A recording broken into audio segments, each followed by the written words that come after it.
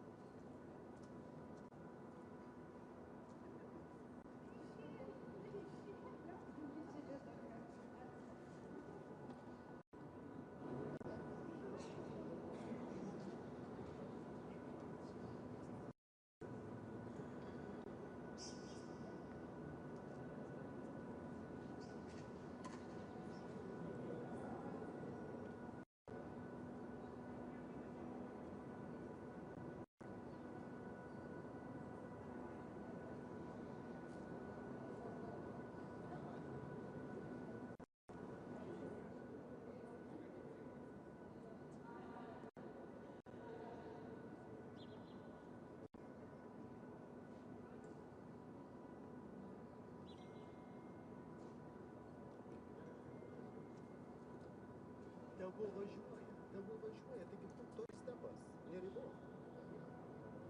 Klaida, tegul važiuoja, nesgi yra doorstepas dar.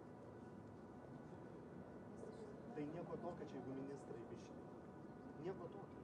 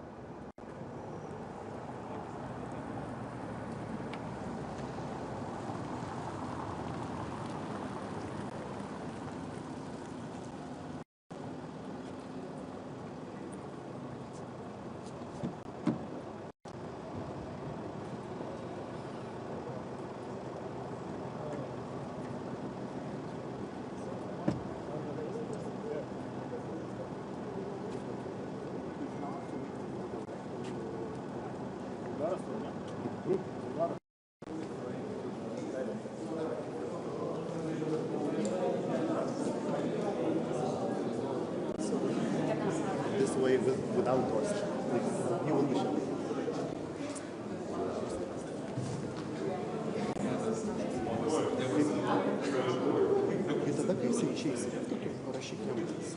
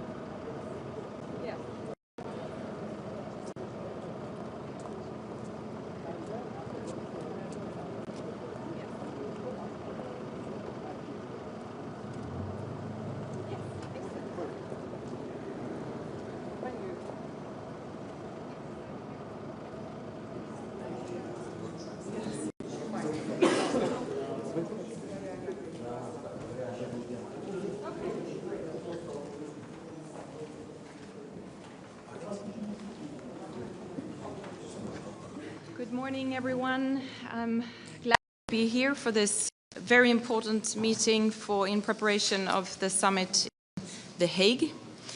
I'm also very glad that President Zelensky will be joining us, and we really need to step up our support for Ukraine now.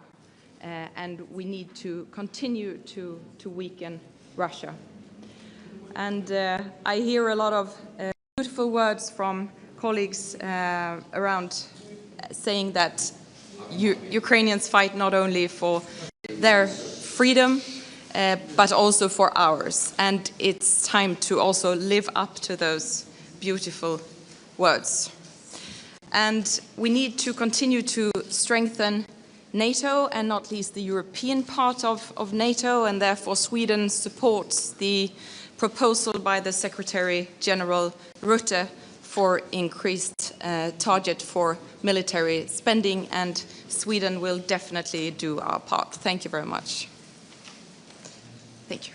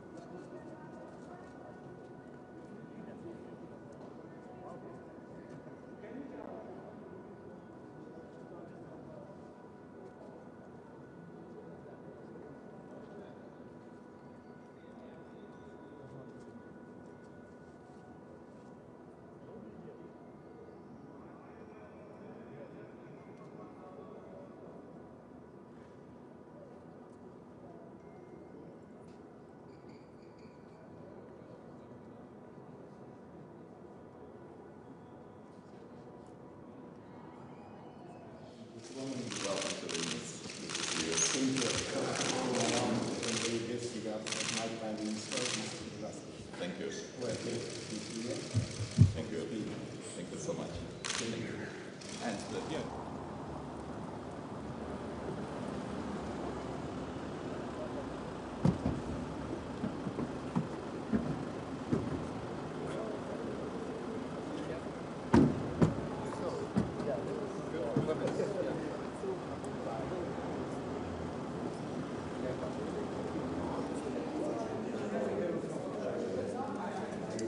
Well, I don't think I have a Norwegian meeting here. No. So then we're going this way. Yeah. So Mr. Prime Minister, this way.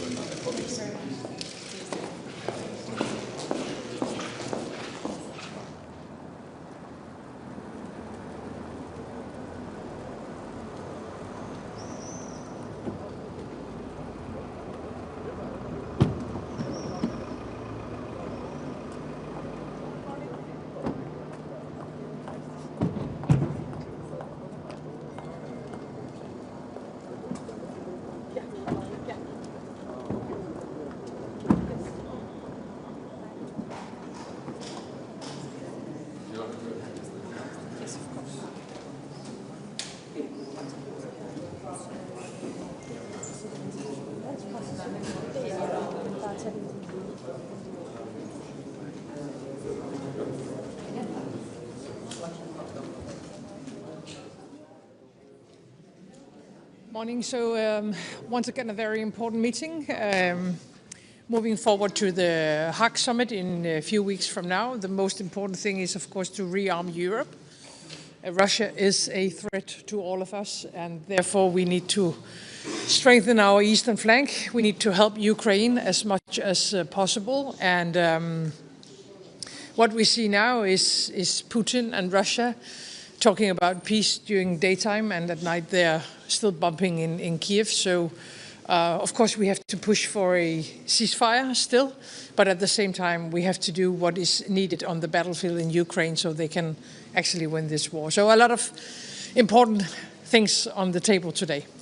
A comment on the Ukrainian attacks on Russia yesterday? I don't have a lot to say about that. I think they are, I mean, they have the right to defend themselves, and sometimes it includes pushing back. So it seems that it has been successful. We've just heard the Lithuanian president, others are saying as well, they are now ready to allocate 5% of BNP for defense. Is Denmark along? Yeah, when I became Prime Minister, we were spending 1.3. Now we spend more than 3%, and it's not enough. So we will raise also our defense expenditures in the coming years. And I hope that we will agree in a few weeks from now in Hague that we have to spend at least 3.5 directly on military and then 1.5 on resilience in a more broad and in a broader perspective. But the discussion we have now is, will it be reached before 2032? And asking me, that will be too late. Thank you.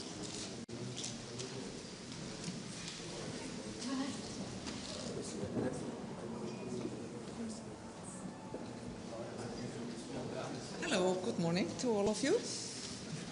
I'm coming here from Iceland. Þorgerður Katrín Gunnarsdóttir is my name, Minister for Foreign Affairs from Iceland, and I'm really honored to be here in Vilnius, this beautiful city, representing Iceland and joining the other Nordic allies here to this important meeting held here in Vilnius. Any questions? Or at least from my point of view, it's really important that we show unity and steadfast, unwavering support to Ukraine. Bear in mind that Ukraine is the first line of defense of our collective security here in Europe. So it's very important that we show this unity and give this important signal out into the world. Any questions? Fine. Good luck to all of you.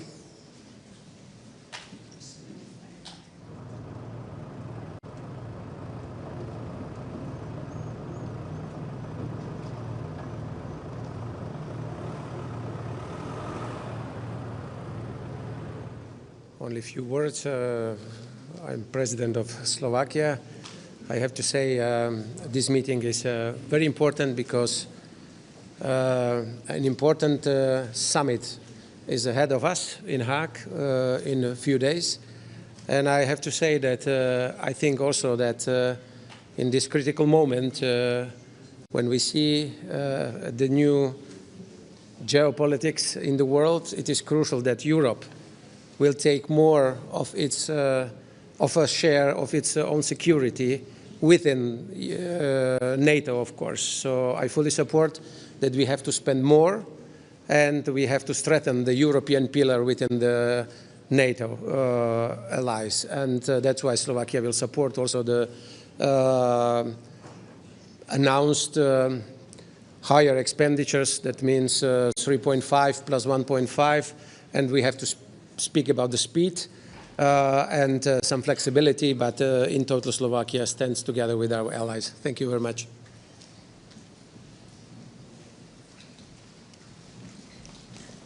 Good morning. It's good to be here today in this critical time. I think that today we have to send a clear message from here. As frontline countries, we understand the importance of deterrence and defense. And we understand that we have to strengthen our defense by the new pledge. And also, we need to send a clear message that we stand by Ukraine. We continue our strong support to Ukraine. And also strengthening the comprehensive security and reconstruction of Ukraine. I visited last week in Kyiv, and we announced with my colleague, Prime Minister Smihal, a coalition, shelter coalition, and I would like to invite all the friends of Ukraine to take part to this coalition. I'm looking forward to very good discussions today here. Thank you.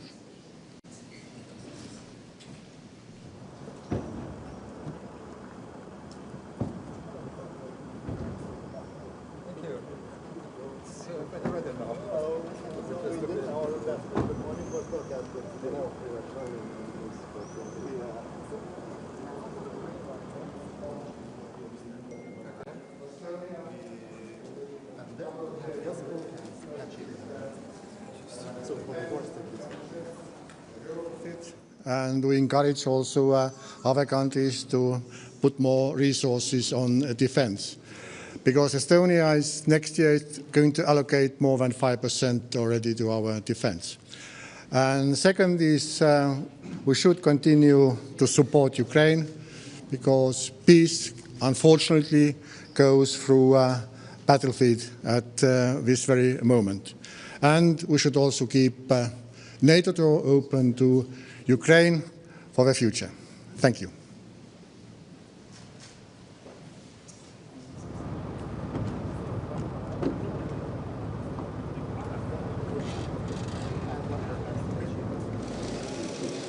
For this very important summit before we meet at NATO summit in The Hague, and I think that we have actually three issues that are very important to discuss. We need to talk how we can achieve 5% defense spending as soon as possible, how we can convince other NATO allies. It's also number 2 topic about Ukraine, further support for Ukraine. But I think it is also very important that we speak about how we strengthen the security in the Baltic Sea, especially taking into account what is happening with our undersea infrastructure, what is happening also with some provocations in the sea. So I'm very much looking forward to a very productive meeting. I do hope also that as the group that consists now of Bucharest 9 and also Nordic countries, we are forming a very forceful voice both at NATO as well as in the European Union. Thank you.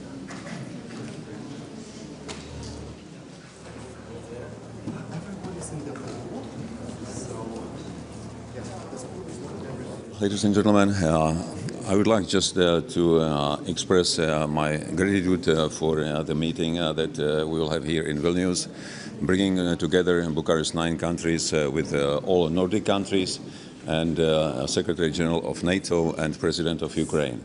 I believe that this format is really appropriate to the situation in which we find ourselves.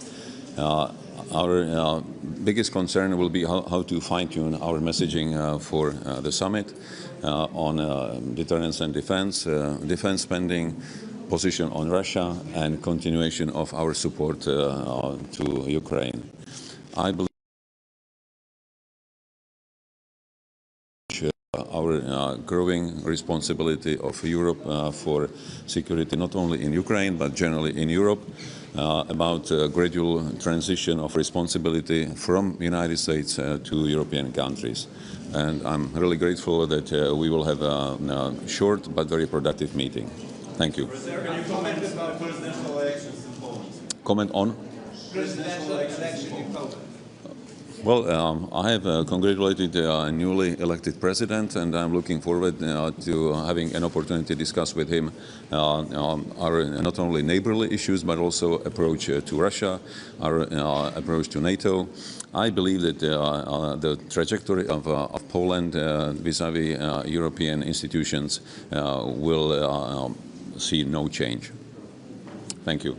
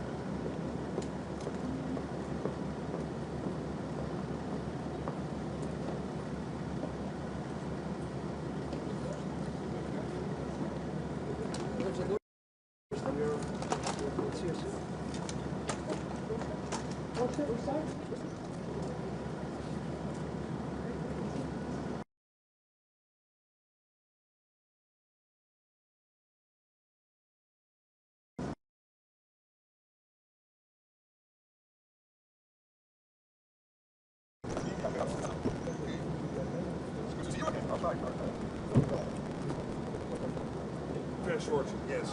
I'm not keeping anyone waiting.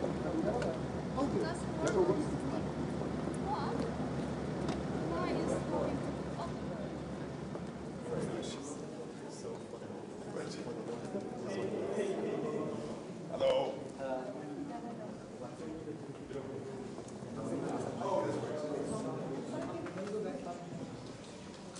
So, good morning. It's good to be in Vilnius and to have this opportunity. As you all know, the NATO summit is coming up in about little over 3 weeks, very much focusing on defense spending and defense production. We know that the Russians are really reconstituting themselves at a rapid pace. Russians are really reconstituting themselves at a rapid pace. We know there is a Chinese build-up. We know that China, Russia, North Korea, Iran working together.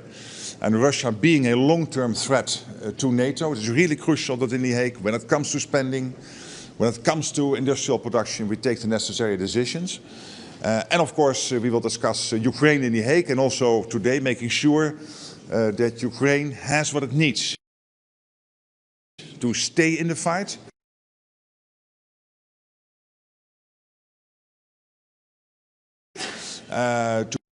To be able to bring this terrible Russian war of aggression against Ukraine to an end, which has been lasting, which has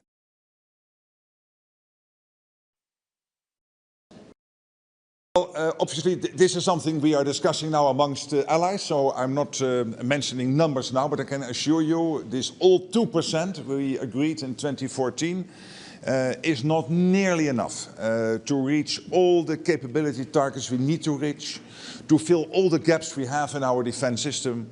We can defend ourselves now against Russia, but we can't in 3 to 5 to 7 years. We have seen yesterday the comments by the Chief of Defense of Germany, and clearly we have to stand ready. So it will be considerably more than the 2% we were used to. And we also have to acknowledge that next to the hard defense spending, there is the issue of all the defense-related spending, including military mobility, including are our societies ready, including building up the defense industrial base. So all of this will be addressed. Mr. Secretary, can you comment on the presidential election in Poland? Yes, of course, I followed the presidential elections. It seems there is now a result, an official result, if I'm not mistaken. And of course, I want to congratulate the winner. And I look very much forward to working together on all these issues and making sure that with Poland, NATO becomes even stronger than it is today. Should Ukraine become part of NATO by 2030? Well, you know that when it comes to Ukraine, in Washington, there was a clear commitment by all 32 allies that there is an irreversible path for Ukraine to come into NATO. Not with an end date, not understanding this as part of a peace settlement, but clearly as a longer-term commitment by all 32 allies. And we are building that bridge as we speak, with the command in Wiesbaden, with in Poland, JTEC, which is capturing all the lessons, and of course all the other cooperation ongoing between NATO countries and Ukraine. Thank you so much.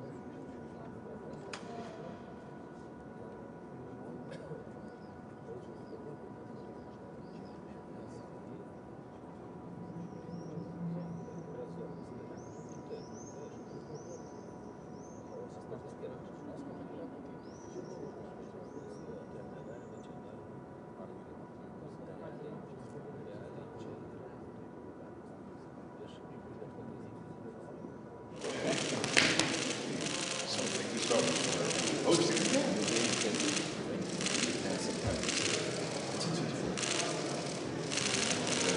the 23 as Prime Minister, and then 24 as Prime Minister. No, as Prime Minister. In April, I had a visit to the first group, and then a visit to June. Absolutely.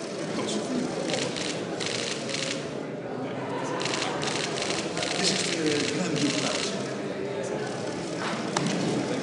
You can join us. I will start immediately. Hey.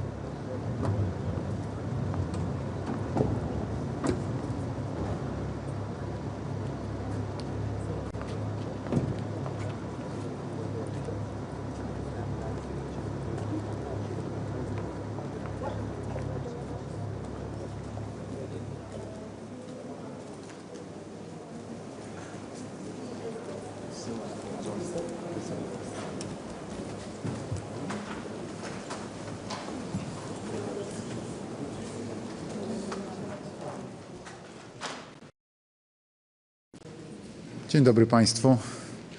Szanowni Państwo, bardzo się cieszę z tego, że dzisiaj w Wilnie mamy spotkanie bukaresztańskiej dziewiątki, czyli państw NATO Europy Środkowej, ale można powiedzieć, że wzmocnione o nowe państwa członkowskie Sojuszu Północnoatlantyckiego i cieszę się, że będziemy dyskutowali o najważniejszych kwestiach związanych z bezpieczeństwem. To jest ważne, zwłaszcza przed zbliżającym się szczytem NATO w Hadze. Mamy taki zwyczaj, już śmiało mogę powiedzieć, od prawie 10 lat, że właśnie spotykamy się w tej formule i rozmawiamy przed szczytami Sojuszu Północnoatlantyckiego.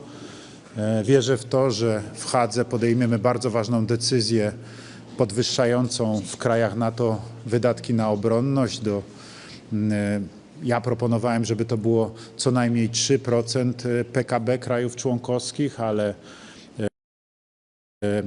wiem, że propozycja jest znacznie bardziej ambitna, zgłaszana przez sekretarza generalnego NATO, przez Marka Rütte. 3,5%, aby to było po prostu na obronność i aby na rozwój przemysłowy i rozwój badań zmierzających w kierunku umacniania bezpieczeństwa i obronności było wydawane dodatkowe 1,5%, czyli w sumie prawie 5%.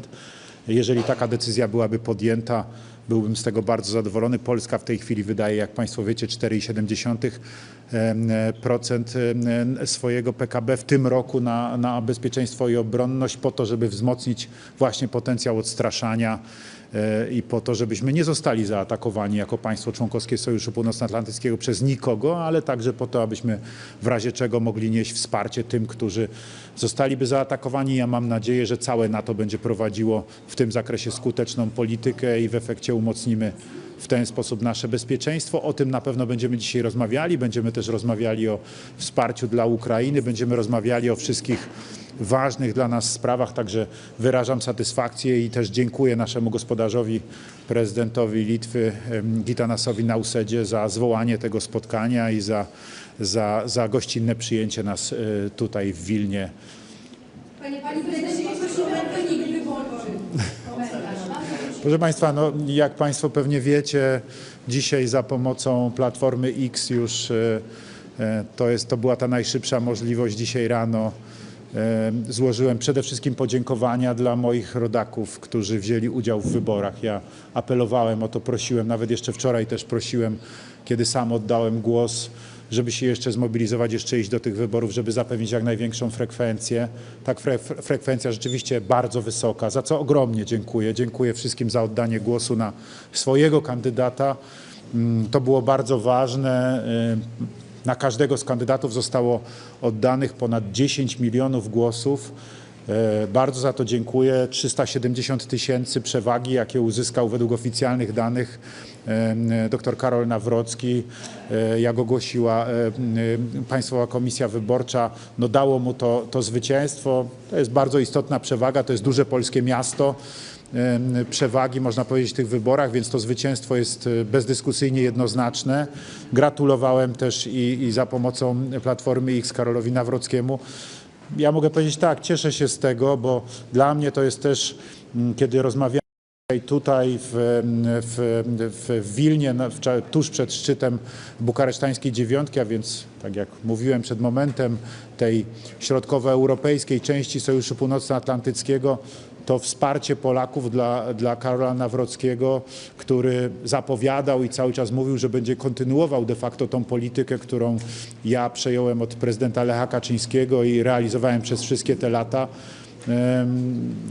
Że to jest ta polityka, która Polakom odpowiada, że budowanie ścisłych relacji Polski ze Stanami Zjednoczonymi, na tym opieranie naszego bezpieczeństwa, a także na umacnianiu naszego bezpieczeństwa poprzez właśnie wzmacnianie polskiej armii, poprzez wydatki na obronność, poprzez w ten sposób budowanie siły naszego państwa we wszystkich jego regionach, poprzez równy rozwój Polski, że to jest ten kierunek, który Polacy wybrali we wczorajszym głosowaniu.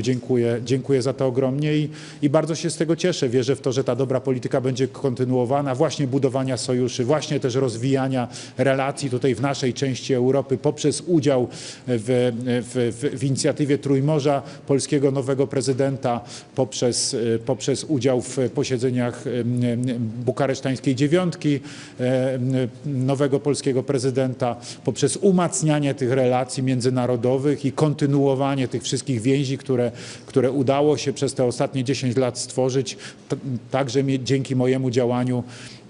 Mam nadzieję, że tak będzie i widzę, że za tym właśnie opowiedzieli się Polacy, co mnie osobiście bardzo cieszy. Jest dla mnie z jednej strony powodem do satysfakcji, ale z drugiej strony też, jakby mogę powiedzieć tak, wlewa w moje serce spokój, bo jestem przekonany, że to był dobry kierunek polityki przez ostatnie lata, że to właśnie umacniało bezpieczeństwo Polski, umacniało naszą pozycję w strukturach europejskich i światowych, jeśli chodzi o bezpieczeństwo, ale nie tylko, także jeżeli chodzi o rozwój infrastruktury. I jeżeli taka polityka będzie kontynuowana, to mogę powiedzieć tak, to będę patrzył na to ze spokojem. Zadzwoni pan z gratulacjami. Szanowni Państwo, mam nadzieję, że będę miał sposobność jutro wieczorem spotkać się z prezydentem elektem, z Karolem Nawrockim, zaraz po moim powrocie z Wilna, niezwłocznie po posiedzeniu B9, po spotkaniach z prezydentem Gitanasem Nausedą, które będą miały miejsce jutro już w formule bilateralnej Polska-Litwa. Wracam do Warszawy jutro wieczorem i mam nadzieję, że od razu, zaraz później będę miał sposobność spotkania się z Karolem Nawrockim. Także nie tylko gratulacje te za pośrednictwem internetu czy telefonu, ale także i te bezpośrednie, mam nadzieję, także będę mógł jutro złożyć. A współpraca z rządem?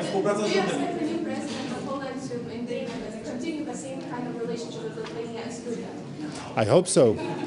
I hope so, and I can assure you that I will talk with him about it, and I will suggest to strengthen these relations. A jak pan sobie wyobraża kohabitację z rządem, współpracę z rządem przyszłego prezydenta?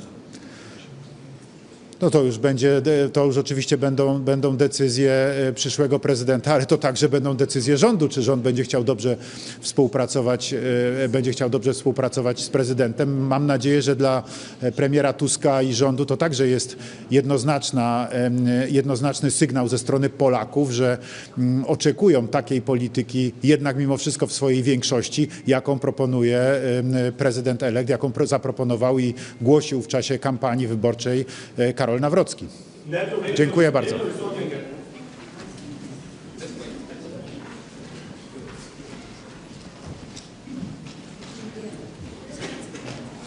Morning, everybody. Thanks so much. First of all, I'm very thankful to friend of Ukraine, my friend Gitanas Nauseda, for invitation, and I think it will be very necessary to meet with other partners to discuss very important issues for Ukraine for Europe, security for Europe, security guarantees for Ukraine. And we will discuss also coalition willings. And I hope that we are very close to important decisions and also urgent things which are very important, necessary for Ukrainian people. It's air defense, Patriots and other systems. It's very important. Now, in parallel in Istanbul, there is our team. I had conversation with my Minister of Defense in the early morning.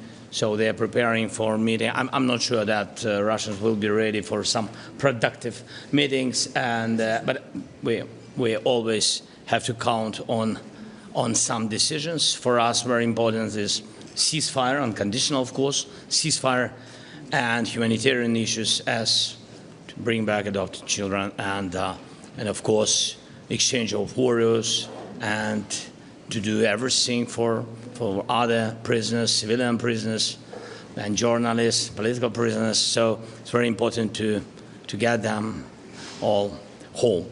That's the most important things, and of course financing of interior Ukrainian production, which is very important for us. I think yesterday everybody saw the operation. One of the operation, yes, we have to really to demonstrate that every country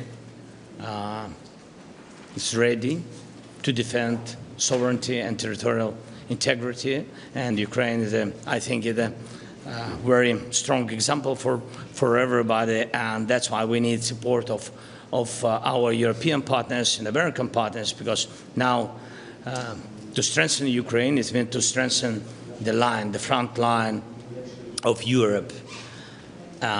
This is a momentum that I think so. Thank you so much. Mr. President, can you comment on presidential election in Poland? Can you comment? My congratulations to the president, new president of Poland, and I already congratulated by messaging. But I think that I hope that in the closest time we will have opportunity to speak.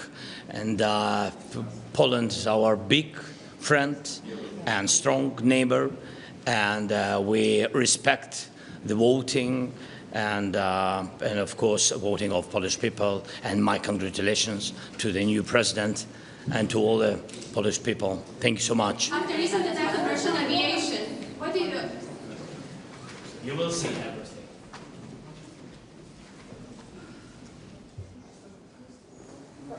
Mr. President, about Romanian election. Romania, yeah, we will have meeting, I think today we will have meeting with the president of Romania. Yes, and it's an opportunity to discuss our bilateral issues, not only Europeans are very important, but also our bilateral issues. And I also already invited the president of Romania, to visit Ukraine. I think he will share with you. We will discuss a lot of things. I don't want, to go further to this agenda. Thank you so much. Romania is very important. Thank you so much. After recent attack, do you have more cards in your hands now?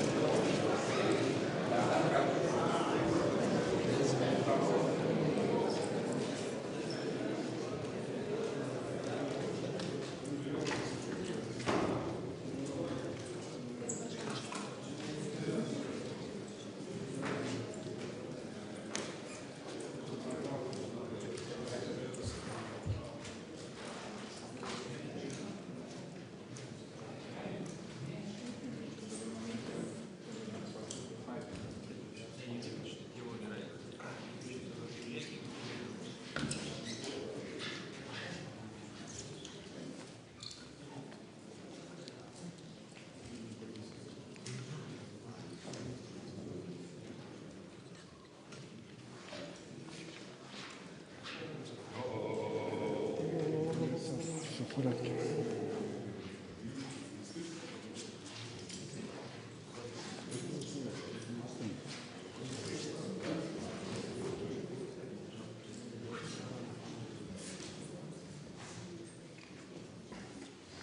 же не смогу сидеть так долго.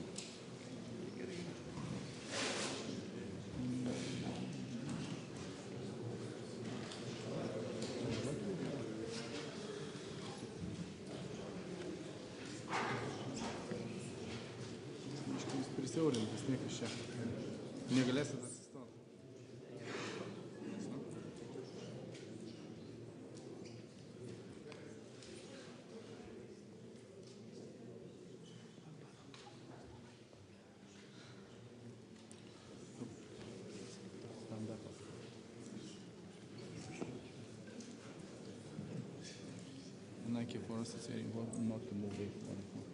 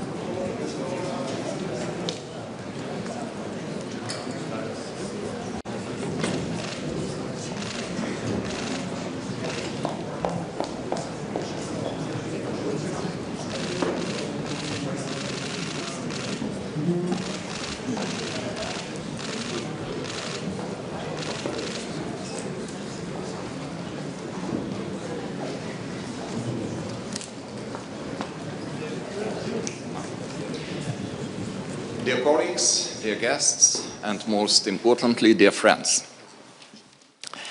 It is a great pleasure to welcome you all to the Vilnius summit of the Bucharest 9 and Nordic countries.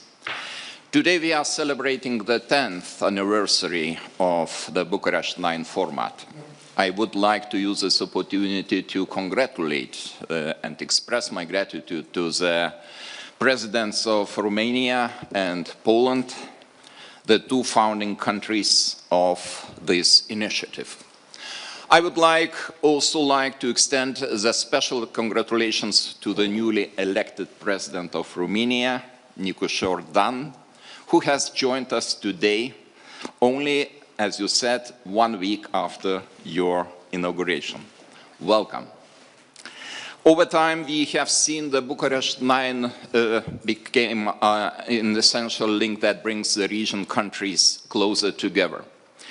Today's meeting, with participation of our Nordic allies and Ukraine, reflects the growing pressure on NATO's eastern flank and our response to it.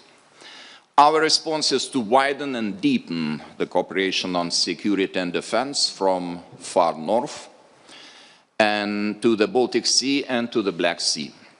Given the full complexity of the present situation, I am particularly glad to welcome here in Vilnius the NATO Secretary General Mark Rютте and the President of Ukraine, Volodymyr Zelensky. Dear Mark, I commend your dedicated efforts to coordinate the Alliance's response to our common threats along the lines set in Madrid, Vilnius, and Washington. The upcoming NATO summit in The Hague will be an opportunity to make further decisions on building a stronger alliance, better prepared to defend every inch of allies' territory. I wish you the greatest success in the coming weeks, although I know they will be not easy. Dear Volodymyr, I admire your fearless resistance over the past 3 years. By defending Ukraine and its people, you are defending us and our security of the whole Europe as well. Ladies and gentlemen, now I would like to give the floor to the Secretary General, Mark Rютте. Please, Mark, the floor is yours. Thank you so much, Gitanas, President Nozeda, and it's great to be back in Vilnius. And thank you for hosting the summit together with the Nordic countries. Indeed, since 2015, this group has been a driving force for greater cooperation and stronger defenses on the eastern flank. I'm delighted that the Bucharest 9 is going to include the Nordic 5. Denmark, Finland, Iceland, Norway and Sweden. And honored as always to be joined by our good friend Volodymyr Zelensky. Good that you are here. With Finland and Sweden's membership, NATO's eastern flank is longer than ever. And thanks to the contributions of all NATO allies, it is also stronger than ever. Demonstrating our unity and resolve, we have enhanced NATO's presence on land, at sea and in the air. We are increasing the number of forward land forces into 9 now, 9 allied nations, because also Finland will now be included, which is very good news. And we have stepped up NATO's presence, including through Baltic Sentry and Southern Shield.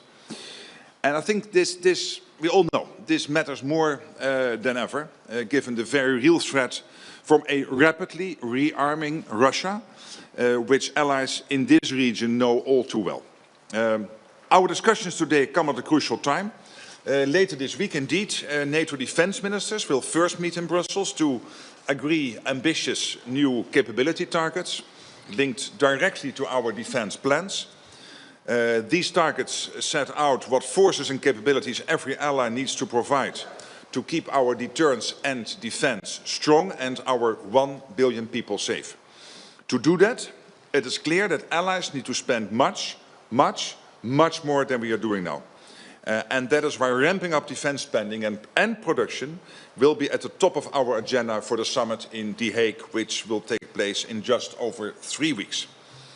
When we look at the key messages, I think it is this: spending more and producing more.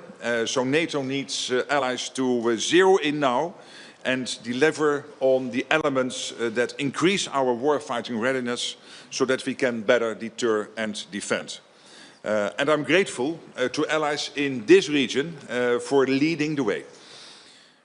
There's no security without strong defenses, and there will be no lasting security without a stable Ukraine.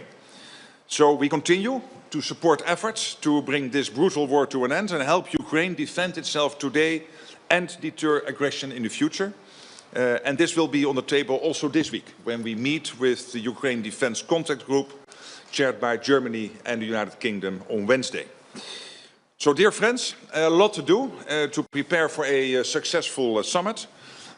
I'm confident that with your support, we will make NATO a stronger, fairer and more lethal alliance to keep us safe for decades to come.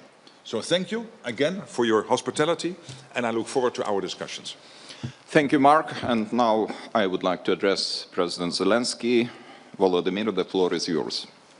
Thank you so much. Dear Gitana, thank you first of all for invitations. Thank you for support. This is a special moment. On the one hand, Russia has launched its summer offensive, but on the other hand, they are being forced to engage in diplomacy. And this is both a challenge and a real opportunity for us all, a chance to try to end this war. First, as before, our top priority is supporting our defense, and I'm grateful for all the support packages and for every investment in weapons production in Ukraine and for the development of production in your countries as well. Europe, together with America, has better weapons than Russia. We also have stronger tactical solutions. Our Operation Spiderweb yesterday proved that. Russia must feel what its losses mean. That is what will push it toward diplomacy. And when Russia takes losses in this war, it's obvious to everyone that Ukraine is the one holding the line, not just for itself, but for all of Europe. Ask your intelligence, what is Russia planning this summer in Belarus? If they are bold enough to prepare attacks from there, then we need more strength together. And right now, that means strengthening Ukraine so we can stop this war and prevent it from spreading. That's why weapons production matters. Ukraine can cover up to 40% of its weapons need with domestic production, but this requires stable funding. Our operations show how much impact investments, especially in drones, can have. And we still urgently need air defense, especially Patriot systems and missiles for them. Each of you knows what we need and what you can do to help. Decisions are needed. Second, we must do everything to make sure diplomacy is not empty. Our delegation is now in Istanbul and we are ready to take the necessary steps for peace. Naturally, the starting point should be a ceasefire and humanitarian actions, the release of prisoners and the return of abducted children. And all key issues can be resolved at the level of leaders. And if Russia undermines even this initial agenda, and if the Istanbul meeting brings nothing, that clearly means strong new sanctions are urgently needed from the EU's 18th package and from the United States, specifically the strongest sanctions President Trump promised. Sanctions should hit Russian energy, especially oil and tankers, price caps, of course, and also Russian banks and the financial sector overall. Third, the United States. Thank you to everyone doing everything possible to keep the bond between Europe and America strong. We need the support of President Trump, the US Congress, and the American people. Whatever happens in global competition, It is our shared duty, Europe's, America's, and everyone who values freedom, to defend it together. We need as many points of connection as possible, including at the NATO summit this June. And one of the key principles of European security is that Russia must not have veto power over NATO decisions or influence over the alliance or its members. That principle must remain in place. Euro-Atlantic security is a business of Euro-Atlantic nations. Putin chose to stand against Europe, so he has no place in deciding its future. And that must not change. It's important to confirm at the NATO summit in June that the allies stays strong and that Europe will not give up its own security. And of course, I would also like to discuss the details of our work within the coalition of the willing and the security guarantees as well. We need to make this coalition strong, but we'll talk about that, I think, behind closed doors. Thank you so much again. Slava Ukraini. Героям слава. Thank you, dear Volodymyr, and I think we will have you in the second part of our conference. So now this is the time for us to move to the main summit agenda in the closed session. So I would kindly ask the media representatives to leave the room and come back for the press conference on the results of the summit later on. Thank you.